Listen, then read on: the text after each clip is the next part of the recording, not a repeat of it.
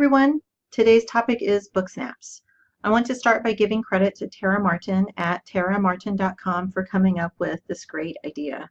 Tara's explanation is simple. Book snaps are Snapchat snaps about books. They're a great way to merge our students' everyday tech obsessions with close reading. Now, my district doesn't allow students to access Snapchat on our Wi-Fi, but kids can easily do the same thing with Google Drawing or Google Slides. When we create a book snap, we ask our students to read with a purpose, to find a specific moment in the text that connects to our learning objective, such as the thematic concept, characterization, or figurative language. And then we're going to ask our kids to take a picture of that part of the text and annotate it. And in this example, I used a passage from The Impact Cycle by Jim Knight. I started by dropping in the pic that I took. I added the name of the author and the title of the book. I wrote my annotations in a text box, and finally I added an image that symbolizes what I see happening in the text. Because I want to be sure to keep the text front and center, that is critical for my students in ELA, I used a simple shape to highlight my point. So I'm going to show you how to create your own book snap with Google Drawing. And I'm going to use a passage from Jamaica Kincaid's essay on seeing England for the first time. So the first thing we're going to do is open a new Google Drawing, and you'll find it here under the File menu. You can also do this in Google Drive by clicking New, More, and then Drawing. I've already taken a pic of the part of the text that I want to use, and I uploaded that to Google Drive.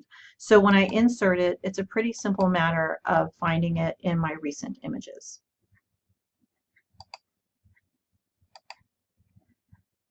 Sometimes the pic that we want to use isn't as clear or as legible as we need it to be, and that's where the format options come in handy.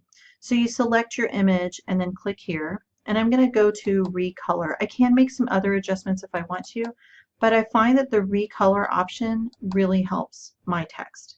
And I've got a couple of different color options here. I think I kind of like this first orange one, so I'm going to use that one. I'm also going to drop in the name of the text and the author, and I like to use the word art feature, but you can also do this with a text box.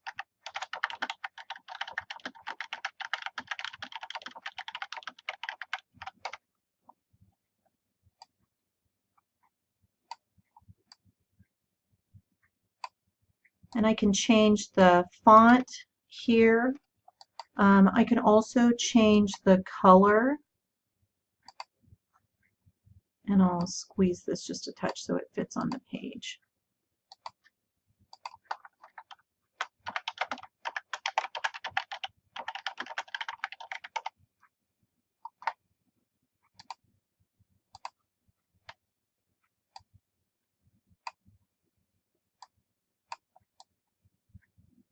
Okay, and there's my title and my author. The next step is adding my reflection about the connections that I found between the book and the assignment. And I'm going to do that very simply with a text box.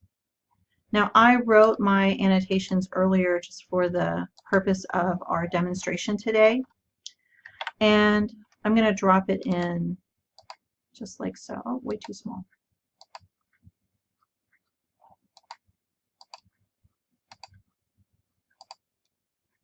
This is a little long, so I'm going to trim it by just taking it up.